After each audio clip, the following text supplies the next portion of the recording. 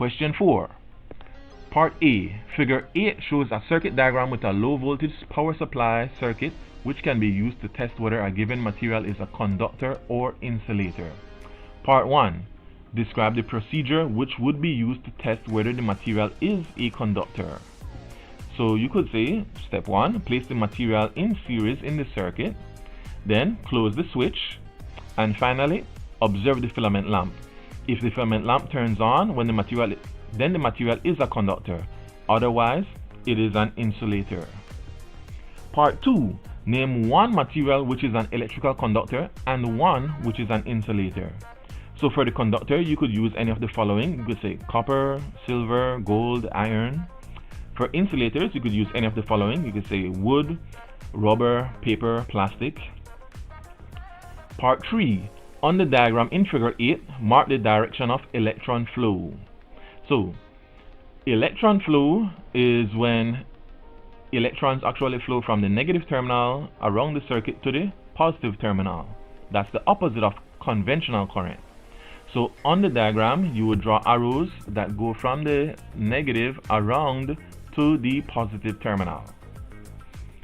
Part B. Figure 9 shows a circuit diagram which has a combination of 4 resistors and an ammeter A. You're to calculate the reading of the ammeter when the switch is firstly open. So we have to first find the total resistance when they are in series. If the switch is open, then the resistors of 3 ohms, 6 ohms, and 1 ohm are simply in series. So the total resistance will be 3 ohms plus 6 ohms plus 1 ohm, which will give you 10 ohms. Then the current will be the voltage divided by the resistance. So 12 volts divided by 10 ohms gives you 1.2 amperes. Part 2 of Part B. Calculate the reading of the ammeter when the switch is closed. So now if the switch is closed, then the 3 ohm resistor next to the switch and the 6 ohm resistor are now in parallel. To find the resistance in parallel, we use the formula 1 over R is equals to 1 over R1 plus 1 over R2 and so on and so forth. So that resistance in parallel will be found by finding the reciprocals of the 3 ohms and the 6 ohms. So 1/3 plus 1/6 gives you 1/2. So the 3 ohm and the 6 ohm resistor together, when you find the reciprocal, gives you that those together make up a 2 ohm resistor. Now those two together act as a 2 ohm resistor and is then in series with the 3 ohm and the 1 ohm resistor. So simply adding those up gives you a total overall resistance of 6 ohms when the switch is closed. Now the current, that's going to be again voltage divided by resistance. So 12 volts divided by 6 ohms gives you a current of 2 amperes.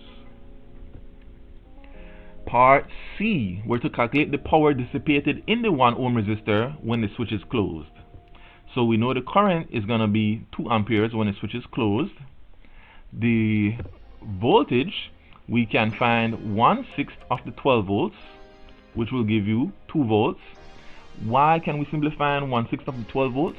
Well, because when the switch is closed, then the overall resistance is 6 ohms. In series, the voltage is shared in a direct proportional manner. So that means that the 3 ohm resistor will get 3 out of the 6 ohms in terms of the voltage. The 2 would get 2 out of the 6, and the 1 ohm resistor will get 1 out of the 6 of the full 12 volts. So 1/6 of 12 volts gives you 2 volts. Then the power is given by the formula P equals IV. Power is current times voltage. The current is 2 amperes, the voltage is 2 volts. That gives you 4 watts. And that is question 4.